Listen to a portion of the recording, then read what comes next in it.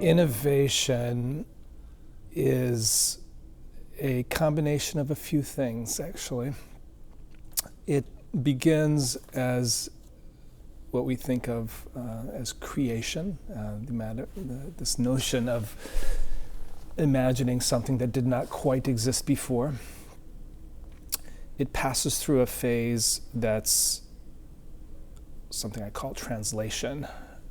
It's experimentation, it's curiosity, it's empathy, it's sort of bonding with risk takers. It's learning. It's a lot of learning.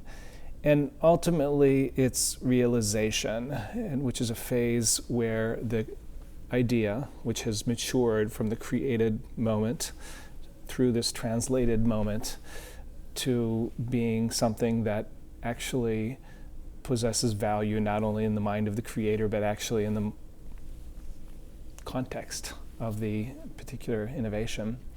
And then it becomes a living thing. So it's easy to make the connection between innovation and raising a child. Actually, there's a lot of similarities between the phases of childhood and the moment when the child is now out, never completely out, and innovation, I think, is like that.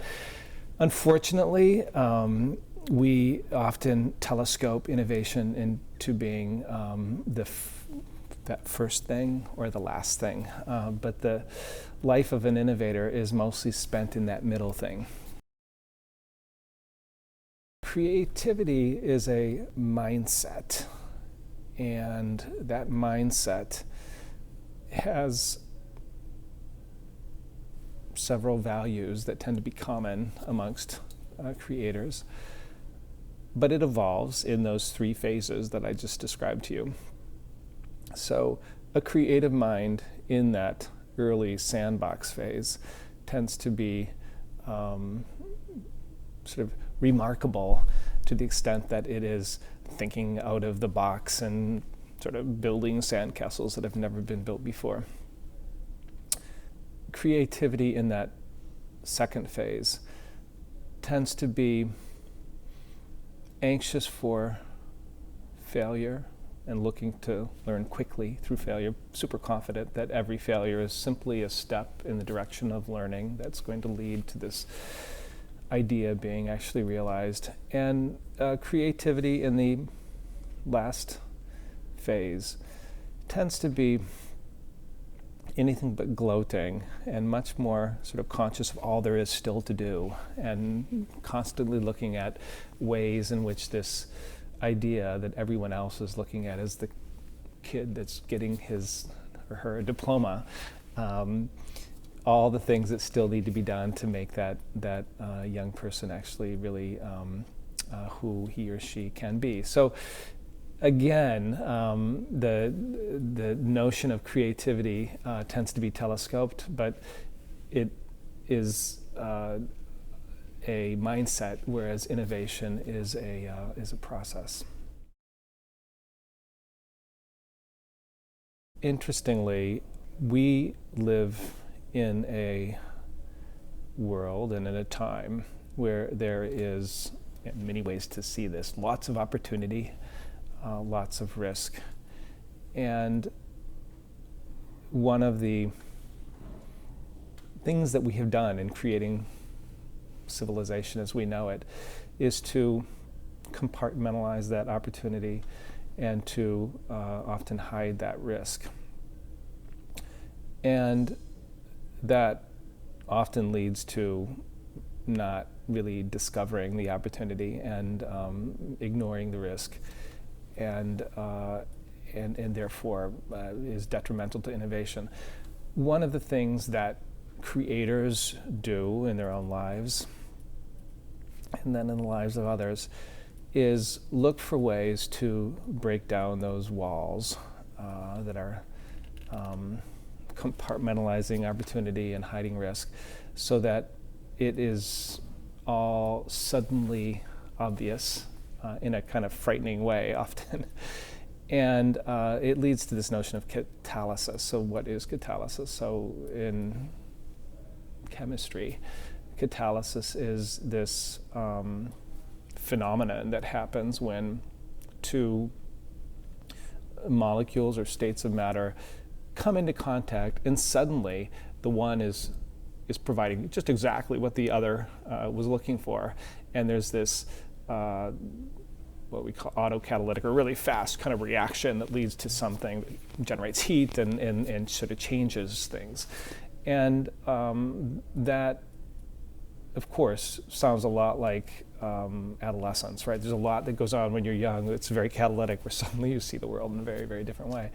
And creators, innovators are looking for those opportunities to become young again, to kind of catalyze a new vision. And so when I talk often about art and science and moving across the boundary of those conventional domains, or if you look at the Laboratoire and Cafe Art Science and so forth, I'm generally setting up environments where those walls come down. And therefore this notion of catalysis is fundamental to what we do here.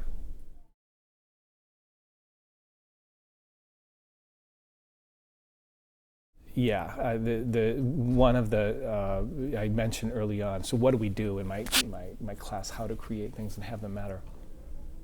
We help young people begin to realize dreams, and in a way, the class itself is a kind of catalysis. We sort of catalyze a thought process that's pretty surprising and often frightening to my students initially, who have become high achievers by doing what they were told to do and doing it really, really well, and never really opening their mouths or writing something on a piece of paper without being confident that they really know what they were talking about or writing about.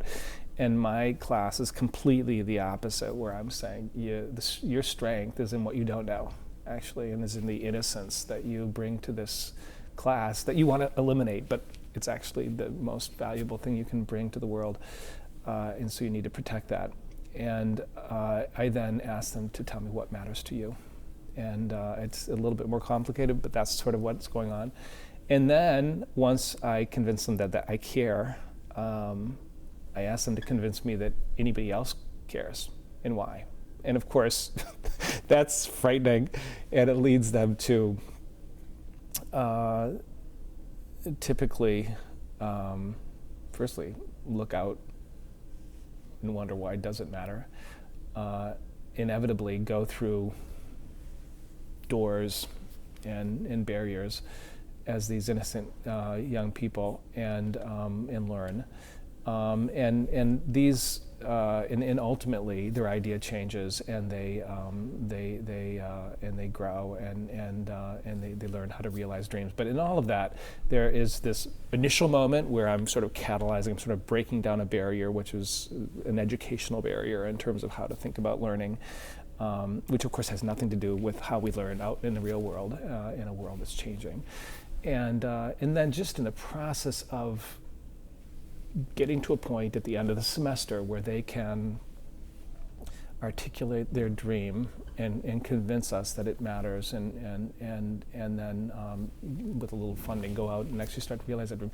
To get to that point, it's just a constant series of catalytic moments that I think are not too dissimilar. Again, I come back to child raising, which I have 3 boys, and so young boys, and so I think about that a lot.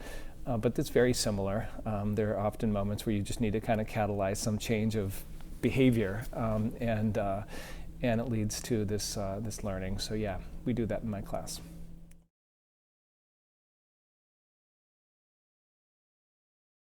So I am very personally very interested in human health and its sustainability, actually, in a world of limited resources. So that's kind of ultimately what I'm really interested in. I'm fascinated that we are at a time where, 10% of people who've ever lived on the planet lived in the last 50 or 60 years, and we've completely managed to invent a way to sustain this massive number of people, but it actually is not itself sustainable. So we're at a point where it's all got to change. How we eat, how we communicate, how we learn, how we deliver health care, it's all going to be changing. And so that really fascinates me, and I don't think we're going to figure it out without a big conversation.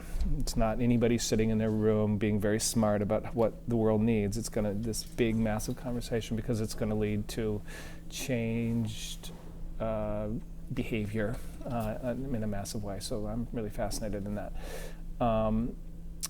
There's more specifics, but that's kind of the high level. This whole space, which is a public and kind of a public lab, is for me personally, part of that agenda. Having said that, as a creator, I am moved and energized and sharpened by the creation of others as well. And so I'm really interested in learning from others and in helping others realize their dreams and becoming part of those dreams. So with my students, I each year have a different theme. This year's theme is the man-machine interface. And every year it's different. And I seed my class, and then there's an international program with ideas, really blue sky ideas. I kind of choose a theme that I don't really know too much or haven't really thought too much about, and then just in my innocence I throw ideas out that seem to me kind of interesting, and invite students to form teams around those ideas and make them their own. And so in this phenomenon of them making them their own, I learn a lot about what it means to be 18 today, or 20 today, or 14 today, and it's always very surprising. And so the ideas really go in all different directions. It's funny, this man-human, and just to give you an example, one of the ideas I seeded in my class this winter was related to this notion that machines might deliver empathy. And I was thinking about ballet and how actually some movements actually sort of deliver a kind of empathetic reaction. And my students ended up taking that in the direction of police-community relations, and this notion that there might be a way of engendering greater empathetic relationships between the police force and the community, which is, like, of course, very topical. Very relevant, and it was a very mixed group of people who were working on that idea, and led to I learned a lot, and it was very, very moving. So I think in a creative process, giving enough structure so that people who are just starting to learn to create feel that they have a starting spot, and yet knowing when to sort of step back and let ideas emerge that are not necessarily your own or where you would take them is really, really important.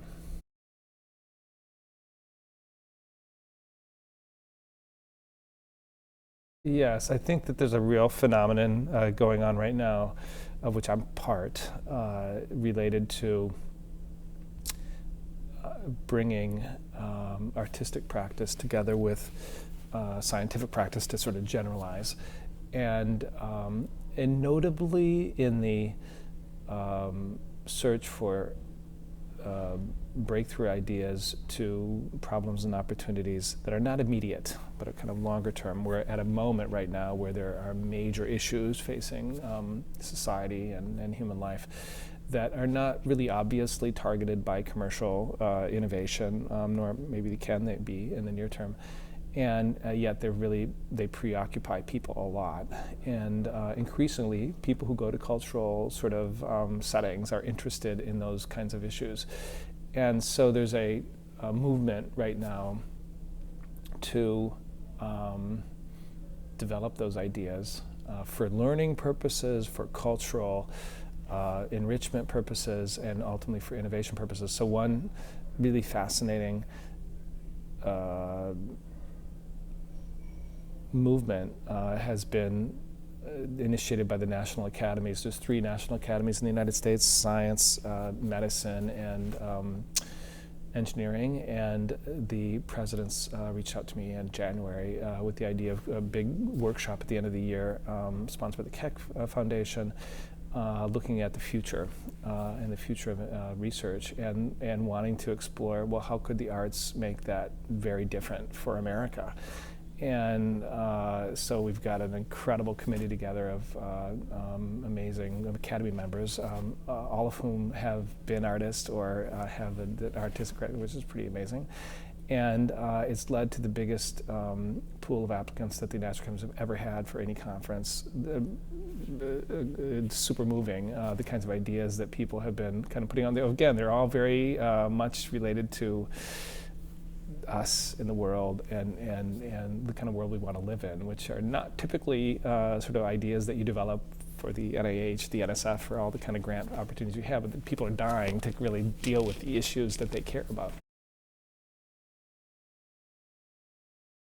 It is a phenomenon, and I think that we will see in our schools, but not just in our schools, in our museums and in our restaurants and other places, quite a bit, and frankly on TV and internet, of exploration and discovery of tomorrow as entertainment, as learning, as a good business practice.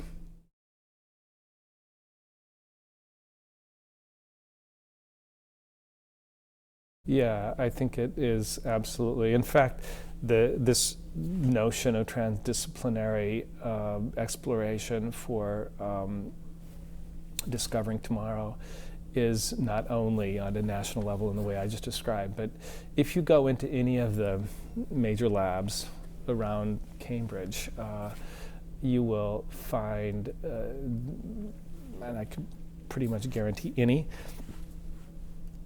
the pioneers of those labs at crossroads between more than one different discipline.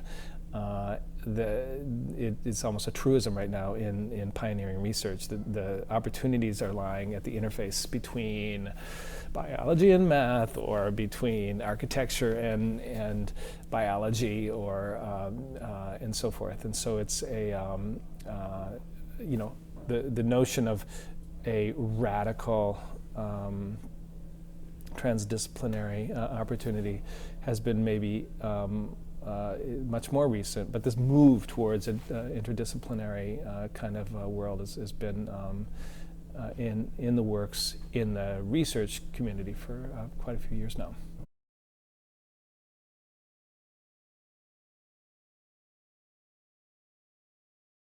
I invented that word. Of course, it's been used before, but I kind of gave it a really definite meaning. Partly as a provocation. In a real way, art science is a fundamental process of creativity that wouldn't really have needed this kind of complex word were we not as compartmentalized as we have become. And so it's kind of a troubling word. The notion of art science can be understood in the following sense.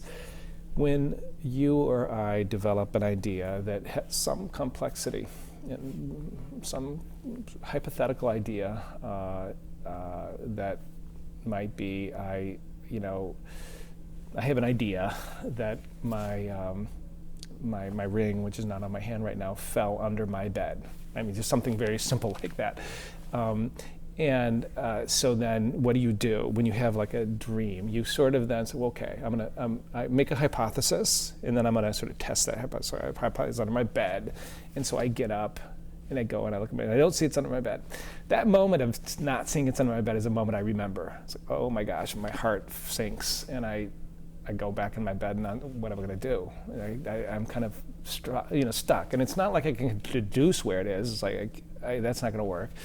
I need to kind of let my mind kind of be imaginative, and so I'm kind of dreaming and thinking about it. But the minute I kind of seize onto some little idea, I need to be deductive. And so there's this kind of process that goes on for all of us when we develop hypothetical ideas that is very common to all of us in those moments of crisis, when we have either we're at the beginning of this process or we're at some intermediate stage where we've tried something and it didn't work out exactly as we expected, and now what do we do?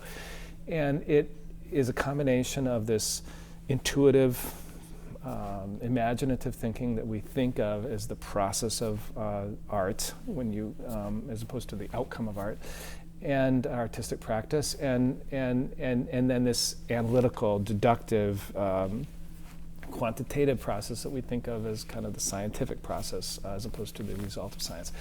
And those things are happening at the same time, and they both need to happen, actually. We can't just sit in our bed and have all these great ideas and not ever get up and kind of do something. And so there needs to be this ability to deduce.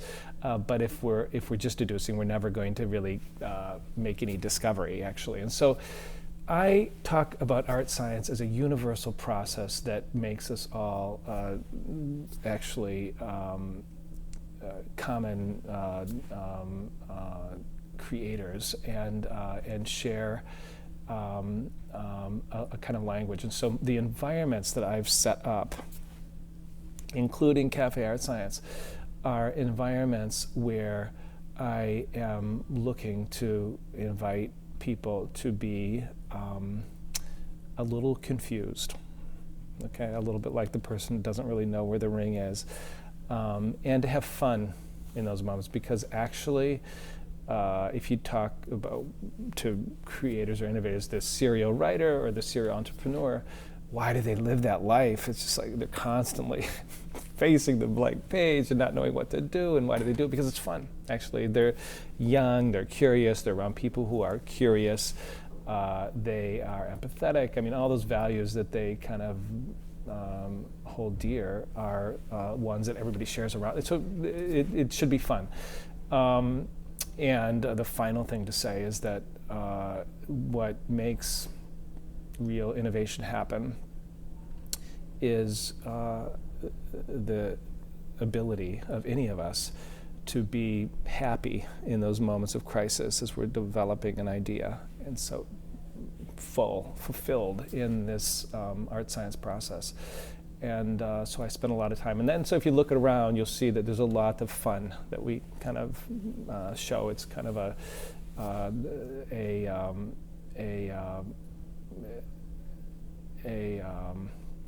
poetic sort of not very serious kind of environment. Because I think, another thing to say about being a creator is it's a lot of work. It's very stressful, and you're very close very often to having your dream dashed, and maybe, a lot worse than that. And so this notion of dancing and laughing is quite important.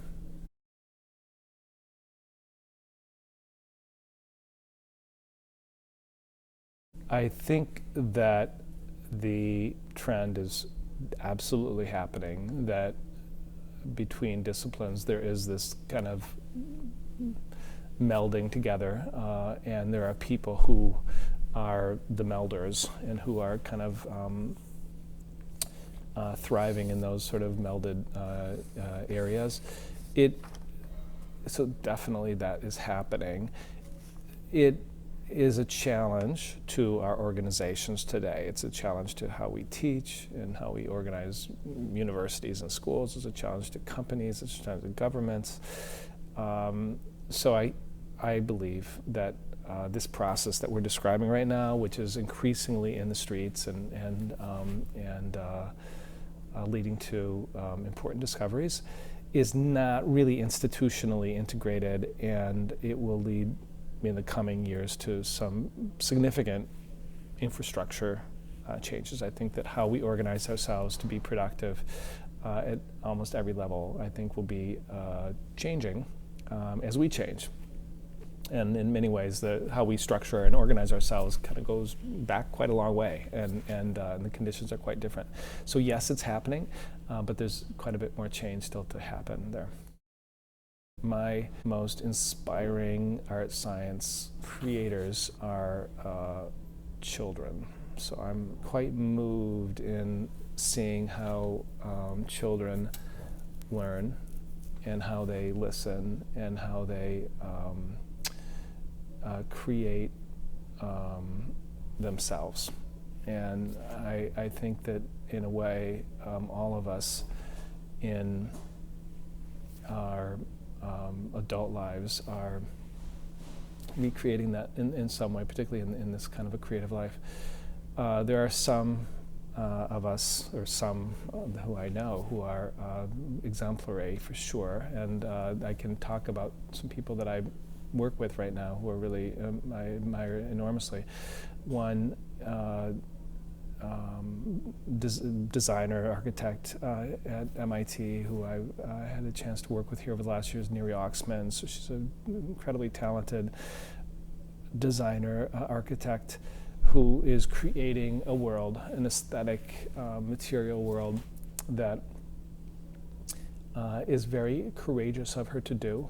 It's exciting the cultural world immensely, and yet it's sort of a confusing, complex world. She thinks in very complex ways. Right now, one of the things that's happening in design is this, and frankly, engineering and architecture is this move towards not just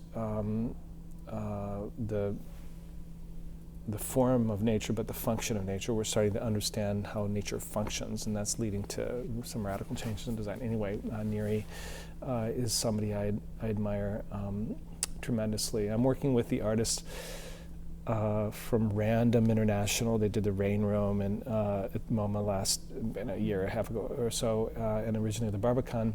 And I've known them since they were in school, actually, and it's a very funny story. But I admire them a lot because it's a collective.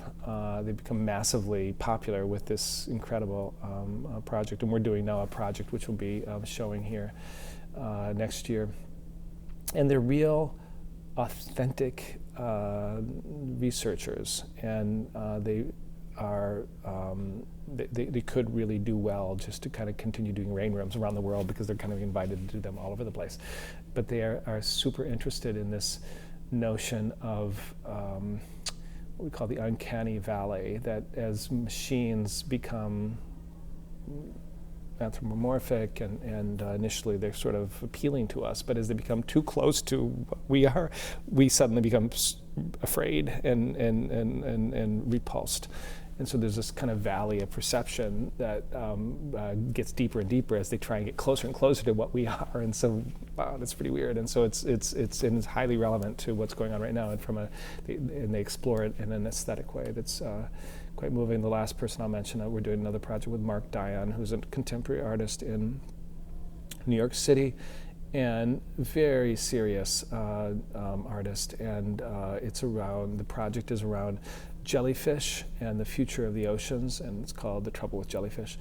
And Mark is, again, contemporary artist, but a true researcher, and passionately convinced that the arts, the contemporary arts, matter to where the world's going, and is on a kind of a mission, which has all the irony of a highly accomplished contemporary artist. But I admire those people. So, I think all of us, and particularly when you're living in a world that's kind of changing constantly, the people who are really speaking to the other people around you right now, and if you're lucky. And so those three people.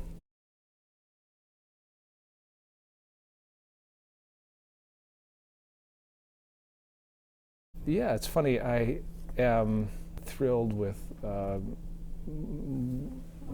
my creative world right now, and yet, I'm going to kind of answer that question in a little funny way and say that in a real sense. As you could probably imagine, I lived in my own little world when I was young. I hated school, and mostly was thinking as I grew up, well, how do I ever kind of connect this world, which I know matters because it matters a lot to me, to kind of what the world is, exactly what I asked my students to do. And it took me a long time, so I matured late, and I was an applied mathematician, and I wrote textbooks and all, but I was really looking to kind of figure out how this world that really mattered to me could, and it kind of has taken me in many different ways. So the movement of the Laboratoire, going to Paris, creating the Laboratoire, when I look back on it, was kind of a crazy thing to do. And I left a lot, and a lot of people around me wondered.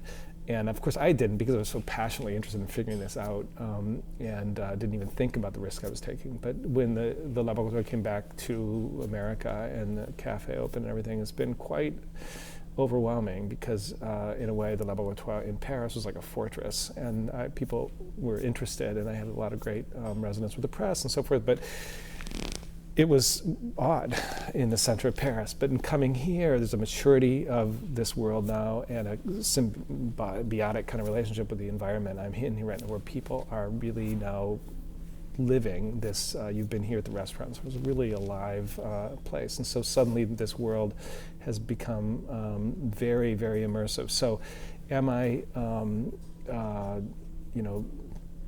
do I feel like I'm working at the top of my abilities? I think yes, but one of the things that I am very sensitive to right now is this balance between those three things that I said at the beginning of this conversation: this sort of sandbox space, this sort of experiment, this sort of realization space. As you mature as a creator, you really want to do that whole arc. You kind of wouldn't want to stay in the sandbox forever. And yet, you got into this because you love the sandbox. And so if you end up being in this sort of realization phase, which is maybe, seems glorious and so forth, you become quite sad, because you didn't really, this is not why you started this. So you really want to kind of be able to balance those things. And I think that's, once creators sort of mature, I think that's probably a lifelong battle. Well, I spent a lot of time at sea to kind of get my bearings, actually, which is relevant to the Nautilus kind of title there. But I am leaving in a few days and doing a 5-day solo trip offshore, and so I 10 miles off the coast, and nobody can contact you, and so space changes, but time changes, and it's my way of reconnecting. Well, a lot of my work has concerned, for the last 20 years, a lot of my work has related to the air. And if you think about the medium that we're most in contact with, it's the air. And we don't really see the air. We don't kind of think of it as something other than what we breathe. And so it fascinates me as a medium for improving life. And so I've been, from the early days, I developed inhaled insulin for treating diabetes, and then I have done other inhaled drug and vaccine work in the developing world, and then I was very interested in delivering food to the mouth. So in a way, if you look at the trajectory, it's led me ultimately to this O platform, which is the ultimate platform as far as I'm concerned. So I am really intrigued, more than intrigued, passionately involved now in introducing a third dimension to global communications. So we have 5 senses. 3 of these are transported through the air, through the vector of sound and light and scent.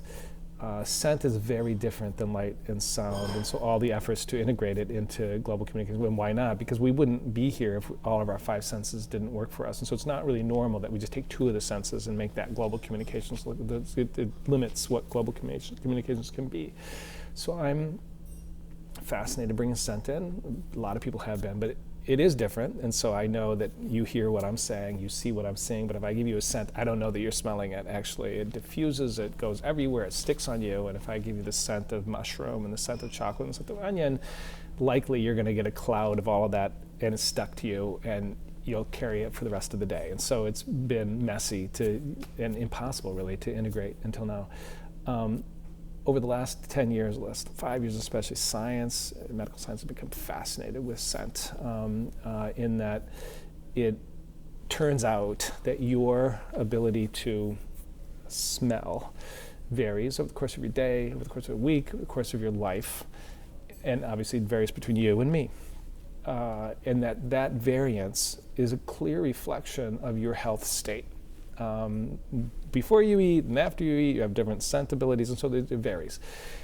That's the first thing. The second thing, we know that scent is a really powerful instigator of memory and of physiological change. So if I say croissant, there's one thing, if you smell it, you begin to salivate, actually, and so there's a real physiological effect. The only sensorial nerve that goes right to your brain is the olfactory nerve. And so when you smell, before you're cognitively analyzing what has happened, there's an emotion, there's a physiological reaction. So it's quite primitive, quite interesting.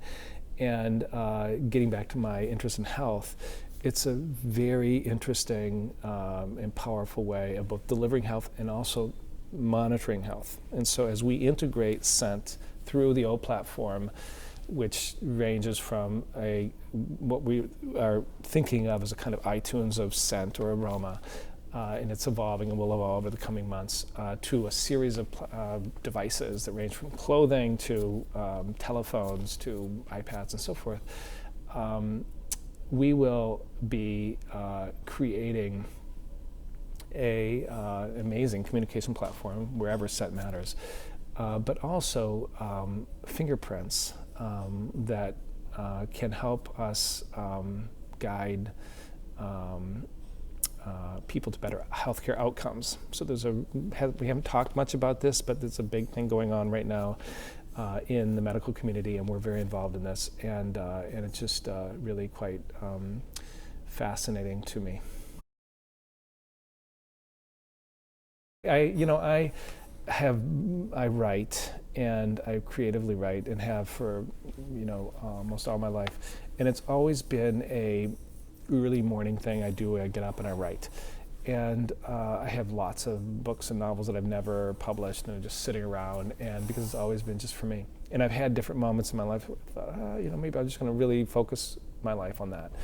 But I've learned that my writing is a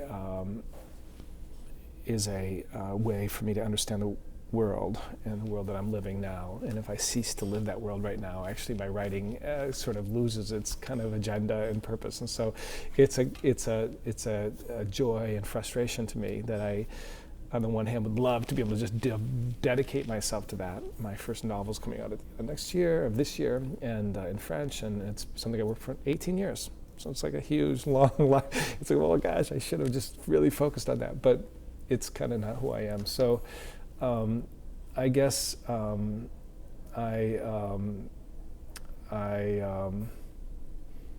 be fun to be a bird or a dolphin, actually, if I had a choice. I think a lot about my mother, who definitely had. I think a lot about my mother and a lot of the who she is, and I think that I inherited, and it's hard for me to figure out whether that was my environment or genetics, but maybe some combination of those. But a soft kind of empathetic. Empathy is a huge thing when it comes to team building and passion. My dad was a very passionate man, and I think being passionate for anything makes you needy, and so that's another thing that I think has been very helpful. I think growing up where I grew up in the Midwest. I was born in Ann Arbor, Michigan, and I had a very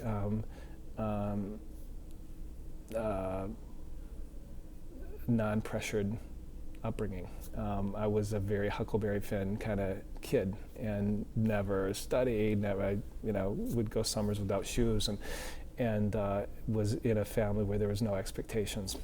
And, that was a good thing. And so I think it helps me a lot now. I look at my Harvard students and I love them, and I, in a way, would love my children to be with them. But I was lucky to be me in the way I grew up, and I think that I'm not sure that was genetics, but certainly my environment.